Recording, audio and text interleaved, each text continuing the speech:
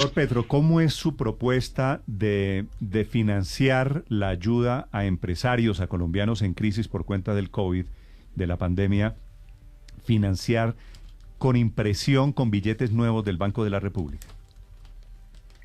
A ver, eso no es una propuesta mía. Incluso desde antes del capitalismo, cuando surge en la historia mundial, se emiten billetes. Todos los años se emiten billetes y en todos los países que tengan soberanía monetaria. No veo la sorpresa. En todo el mundo se emiten dineros. Si me lo permite, esa emisión de dinero tiene que ver incluso con una fórmula contable que le llamaban en la academia la teoría cuantitativa del dinero y que aceptaba como válida, por eso es una fórmula contable, tanto Marx y los clásicos de la economía política como Milton Friedman y su nueva escuela que ahora llaman neoliberal. Todos aceptaban esa fórmula. Que palabras más, palabras menos, y es difícil poner matemáticas en la radio, pero es MB igual a PT. ¿Qué es eso? La masa monetaria por su velocidad es igual al nivel de precios por las transacciones. Es una fórmula contable. ¿Qué significa eso? Que si yo crezco la masa monetaria, te puede producir un incremento del nivel de precios y o del nivel de transacciones. Y las transacciones son el reflejo de una economía real, de la producción, si es que estamos hablando de capitalismo. Entonces, aquí la discusión tiene que ver con si un país está en crisis económica, en recesión, y estamos hablando de una de las peores del mundo, de la historia, que solo se compara con la de 1929, pues fue precisamente un teórico, un ideólogo de la teoría económica del capitalismo, como John Maynard Keynes, el que dijo en su momento que si se emitía y se aumentaba el gasto público, podía haber una salida de la crisis, es decir, una reactivación de la producción, sí. Es decir, que la masa monetaria no iba a volverse un incremento de precios, sino un incremento de la producción. Es decir, que el dinero se volvía capital, es decir, que el dinero podía comprar medios de producción y alquilar fuerza de trabajo. Pues bueno, hoy estamos en una recesión. Todos los países del mundo han emitido billones de dólares en el caso de la Reserva Federal de Estados Unidos, billones de euros en el caso del Banco Central Europeo. Pero, y aquí el cuestionamiento que yo hago, si miramos lo que está pasando en los países más ricos de la Tierra, esta emisión ha ido a parar a la banca privada.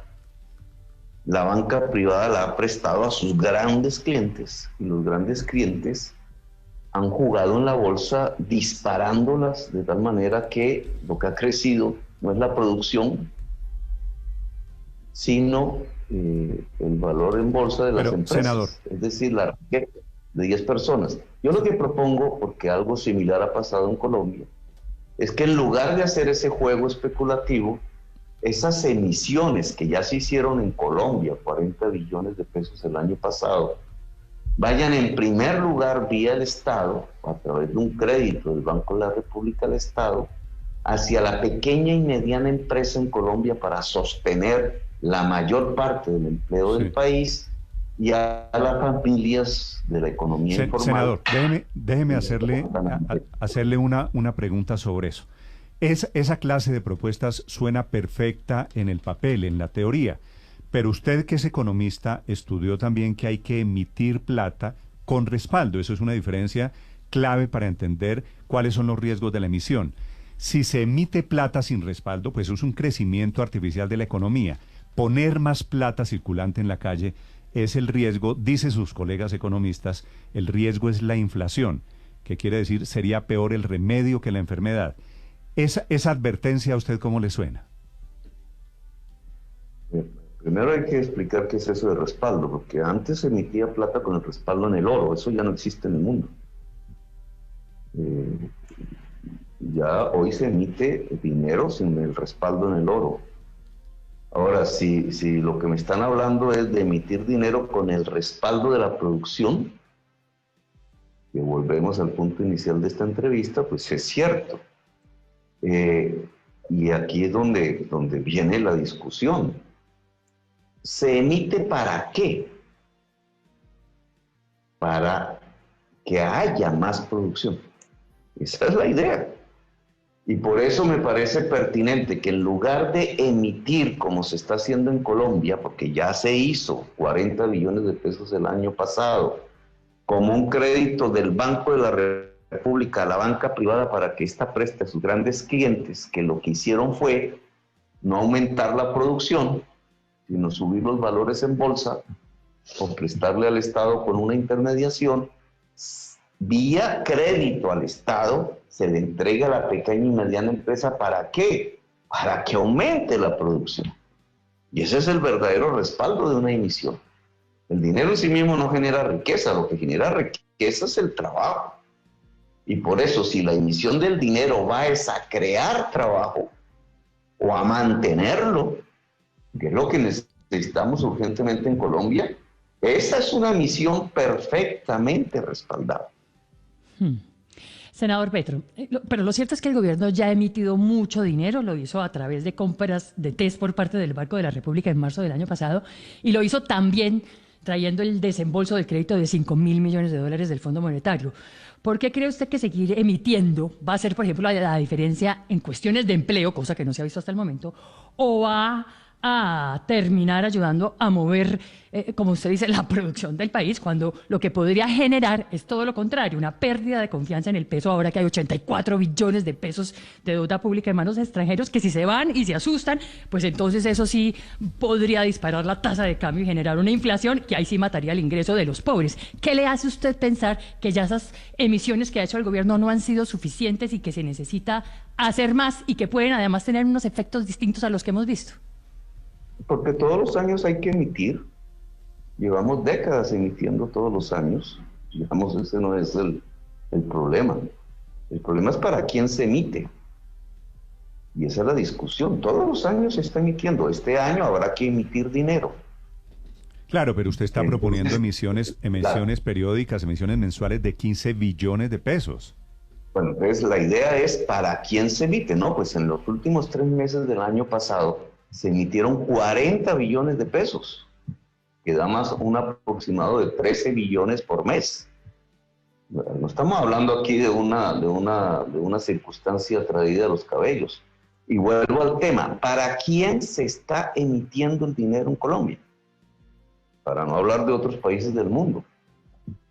Y la respuesta es que yo propongo que esas emisiones que se están haciendo se emitan para la pequeña y mediana empresa, para sostener la mayor parte del empleo en Colombia, que es el objetivo principal en este momento desde el punto de vista económico frente a la pandemia, y en segundo lugar como una renta básica para la familia que está aguantando hambre.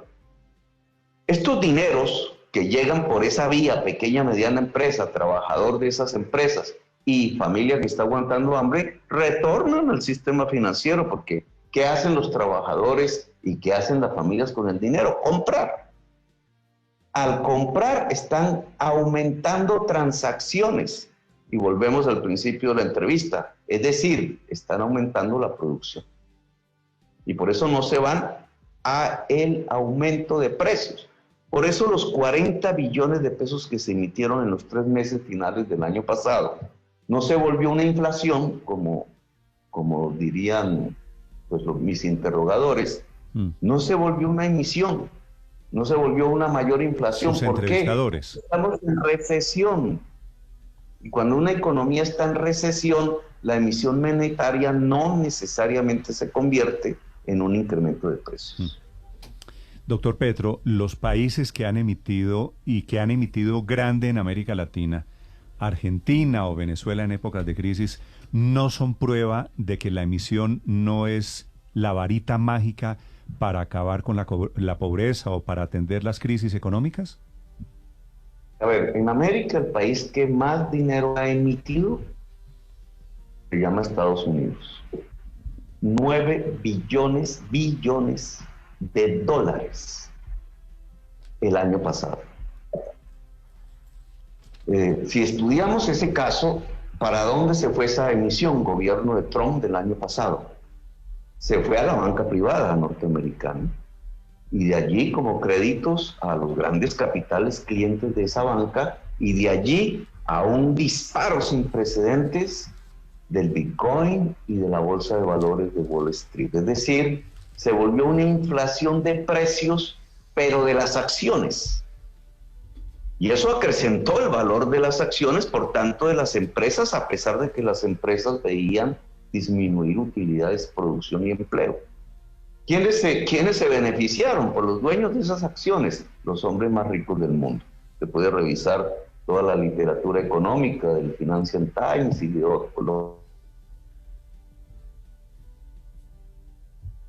Doctor Petro. Encontrará que los hombres más ricos del mundo hoy crecieron y la desigualdad social creció en el mundo en virtud de ese tipo de emisión. Ahora usted me coloca el caso Venezuela. Sí, señor. El caso Venezuela, que no es en la pandemia, entonces me está colocando un ejemplo que no tiene que ver con lo que estamos hablando hoy. Es el siguiente: los venezolanos lo que hicieron fue reemplazar la producción perdida, llámese extracción de petróleo y su valor en dólares, que disminuyó sustancialmente, y parte de su producción industrial que cerraron, lo reemplazó, eso que producía esa economía de extracción y de producción, la reemplazó por emisión. Pues claro, si usted disminuye la producción de la economía real y emite, lo que se produce es un disparo de precios, una hiperinflación. Eso nada tiene que ver con lo que estamos hablando hoy. Nosotros aquí no estamos hablando de reemplazar la producción por emisión. Aquí estamos hablando al contrario, todo lo contrario, de emitir para aumentar la producción, en función de aumentar el trabajo. ¿Por qué? Porque estamos en recesión. Los norteamericanos hicieron eso, pero dirigieron la emisión en el gobierno de Trump. Me da la impresión por los anuncios de Biden que no va a seguir haciendo eso, y ahora hablo un poquito de eso. Hicieron esa emisión, fue para la banca privada, y de la banca privada para los grandes capitales del mundo, que aumentaron el valor de sus acciones. Biden está anunciando otra cosa. Biden está anunciando un incremento del salario mínimo en 100%. Está anunciando un fortalecimiento del mundo organizativo de los trabajadores en los Estados Unidos, y está anunciando un incremento de ayuda a la empresa y a empresa productiva y a las actividades económicas reales de la economía. Bueno, eso es algo como lo que yo estoy proponiendo. En el caso colombiano, lo que yo estoy proponiendo es que esa emisión que en Colombia va a la banca privada, le hace el grupo Luis Carlos Sarmiento Angulo, el grupo del GEA, del Bancolombia, etcétera, y que va por crédito a los grandes clientes de esa banca, las más grandes empresas de Colombia que no producen empleo, tenga como prioridad que el Banco de la República, en vez de dirigirla a la banca privada, la dirija al Estado.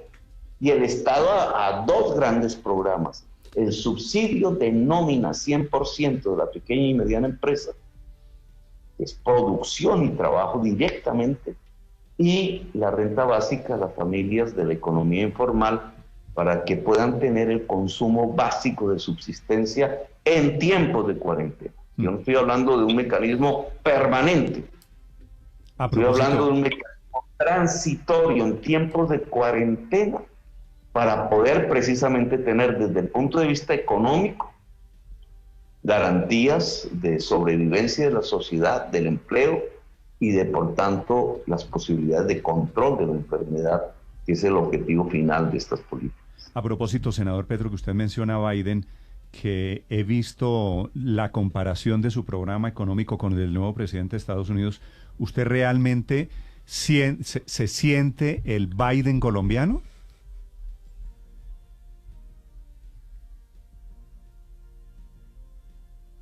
Pero he perdido un poco la comunicación. Sí, se interrumpió ahí un segundo. Le repito la pregunta, que usted me habla de Biden en la respuesta de emisión de plata, y le he visto la comparación de su programa económico con el de Biden, y dice que es muy parecido el de Biden al programa económico de su candidatura en el 2018. ¿Usted se siente en ese tema, en el tema de economía, el Biden colombiano? Biden ha propuesto algo que podríamos llamar un New Deal, recordando lo que hizo Roosevelt en su momento, y precisamente por la crisis del 29, un nuevo acuerdo, podríamos traducirlo, un nuevo acuerdo. Y lo que anuncia, y ustedes publicaron esas noticias, yo simplemente las leí, lo que anuncia es una serie de medidas de reacción inmediata que tienen que ver, por ejemplo, dice así, las noticias que ustedes dan, 100,000 nuevos empleos alrededor de equipos que puedan hacer vacunación masiva anti-COVID en todos los Estados Unidos. Equipos pagos por el Estado. 100,000 personas. Eso lo anunciaron ustedes. Bueno, ese es el programa Territorios Saludables que hicimos en Bogotá, no de cara al COVID, sino de cara a un sistema de atención primaria de salud pública y de atención a la familia en su barrio, que llegó a tener 7,5 millones de consultas para 3,800,000 personas en el 2015. Ese tipo de organización de salud, de fuerza de la salud y de sistema de la salud, que obviamente es público, es el que podría garantizar no solamente el control de la enfermedad, las pruebas, etcétera, en el hogar, en la detección del enfermo, sino también la vacunación. Lo anuncia Biden en Estados Unidos, rompiendo una larga tradición y profundamente discutida en los Estados Unidos, que es el tema de la salud como mercancía y privatizada. Podemos poner otro ejemplo, anuncia un plan y acaba de decidir la suspensión de la construcción del oleoducto de Keystone, creo que se llama, que es un gran oleoducto, un gasoducto que viene del Canadá y atravesaba buena parte de los Estados Unidos, incluyendo territorios indígenas, para desarrollar, digamos, esto que se llama la industria de combustibles fósiles, y que provocó grandes protestas. Bueno, acaba de suspenderlo, porque Biden anuncia, de acuerdo al progresismo norteamericano, un gran plan de lucha contra el cambio climático que implica reducción de los consumos de combustibles fósiles. Eso mismo dijimos en el año 2018, porque es una necesidad mundial. Dígame. Doctor Petro, Escucho. si usted llegara a ser, presidente de la República, esta sería una, digamos, prioridad a la hora de buscar cómo financiarse, cómo conseguir plata para sus políticas sociales. Es decir, una alternativa dice usted, Víctor, principal, la emisión, que el Banco de la República le esté billetes. financiando, que el Banco de la República le esté financiando permanentemente sus proyectos, sus iniciativas. Pues yo aspiro que si soy presidente, año 2022, hayamos superado en el año 2021 la recesión. Y si el país sale de la recesión, pues estamos en otro contexto económico diferente, en donde tendríamos que discutir, y abro este tema, una reforma tributaria como mecanismo de financiación, que también es una discusión en Estados Unidos, ahora que ustedes me hicieron la pregunta. Biden propone una reforma tributaria para Estados Unidos centrada en lo que podríamos llamar impuestos para los ricos.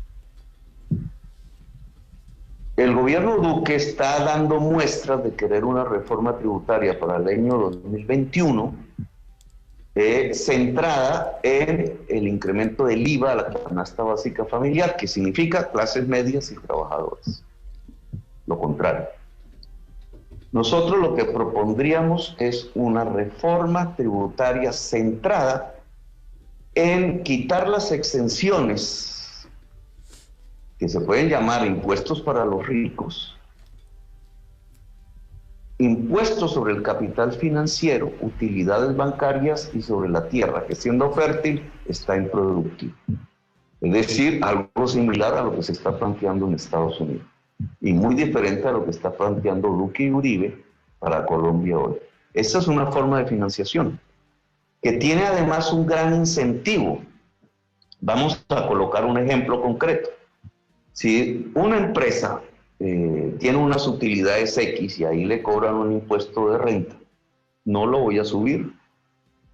Pero en cambio sí voy a subir el impuesto a dividendos, que es cuando esa empresa decide, en vez de reinvertir sus utilidades, que es más producción, más empleo, a entregárselo a sus propietarios como ingresos ya personales, que es lo que se llama dividendos, pues si colocamos un impuesto a dividendos mayor del que hoy existe, habrá un estímulo para que la empresa no reparta dividendos y la reinvierta productivamente en la propia empresa. Pues este es el tipo de cosas que propongo, pues ya lo propuse en el 18, hacer como un mecanismo de financiamiento del Estado para el año 2022 y subsiguientes, con lo cual podríamos financiar perfectamente el programa de universalización de la educación superior para toda la juventud colombiana, que implica una cuantía aproximada de 14 billones de pesos al año. Hoy solo gastamos 4 billones de pesos en este tipo de programa. Podríamos hablar de otra fuente de financiación, que es el cambio del sistema pensional, que le podría generar al Estado una liberación de 14 billones anuales de su presupuesto, que hoy pasa a Colpensiones, para pagar pensionados de hoy, porque Colpensiones no tiene cotizantes, y la propuesta que nosotros hacemos de extender un primer pilar de reparto simple en manos de Colpensiones para que todo trabajador, trabajadora cotice hasta 4 salarios mínimos allí y garantice su pensión, pues liberaría 14 billones de pesos del gobierno que hoy se gastan en Colpensiones hacia la financiación del programa de educación superior y la financiación del programa de extensión de una renta básica a toda la población de tercera edad, hoy no pensionada, que son más de 2 millones de personas. Sí. Senador Petro, hablando de estos temas